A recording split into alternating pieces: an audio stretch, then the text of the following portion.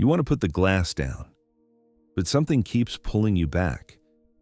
Maybe it started with one drink every evening. Maybe it grew slowly without you noticing.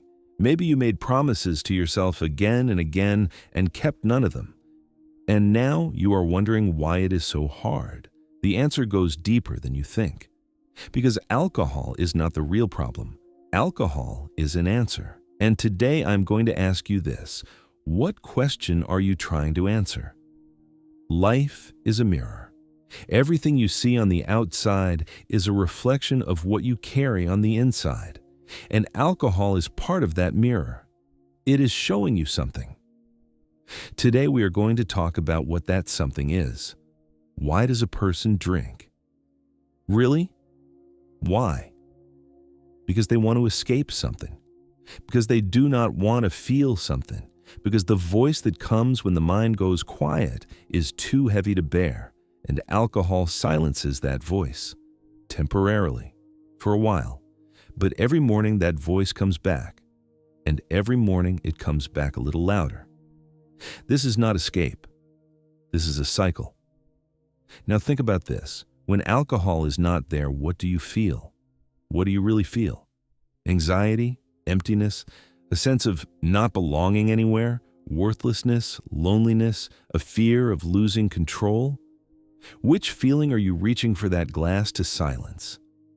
Because that feeling is the real message, not the alcohol. The mathematics of life says this: what you keep encountering on the outside is a reflection of something on the inside that is waiting to be resolved. So this addiction is not a punishment, it is a signal. Life is showing you this. What you are carrying inside has become too heavy to keep carrying, and instead of carrying it, you are choosing to numb it.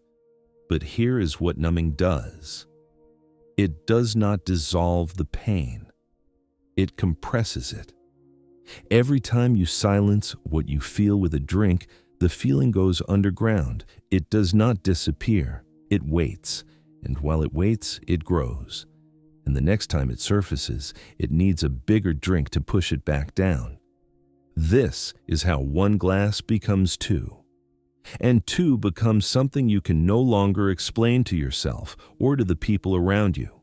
The cycle is not a weakness. The cycle is math. The same cause keeps producing the same effect because the cause was never addressed, only silenced. So what is the cause? Go back further than the habit. Go back further than the first drink. What was the emotional weather you grew up in? Was there a home where feelings were allowed, where you could say, I am scared and be held? Or was there a home where feelings were a problem, where being too emotional was weakness, where the message you received was, handle it, move on, do not make a scene? If that was your home, then you learned something very early. Feelings are not safe. And if feelings are not safe, you need a strategy to manage them, and alcohol is a strategy. A very effective one in the short term. It softens the edges. It quiets the inner noise. It makes the unbearable temporarily bearable. For someone who was never taught how to sit with hard feelings, it becomes the most logical solution in the world. Do not judge that person. They were doing the only thing they knew how to do. They were surviving. But you are not that person anymore. You have access to something they did not have, awareness, and awareness is where everything changes. Because healing does not begin with willpower. Willpower fights the symptom. Healing begins with understanding. When you understand why the glass feels necessary, you no longer need to fight it with force. You begin to dissolve the need from the inside. So here is what that looks like.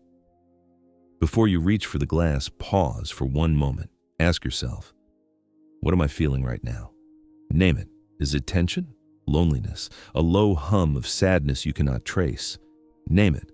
Then ask, when did I first feel this? Not today. As a child. What was happening around you? What were you told about this feeling? And finally ask, what do I actually need right now? Not what alcohol gives you. What you actually need. Rest, connection, to feel safe, to be heard without being judged.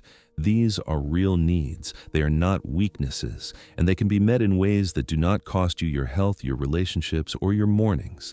God is not speaking to you through the glass. He is speaking through the discomfort that makes you reach for it, through the longing underneath the habit, through the part of you that already knows this is not the life you were meant to live. That part is not broken. That part is awake, and it has been trying to reach you for a long time.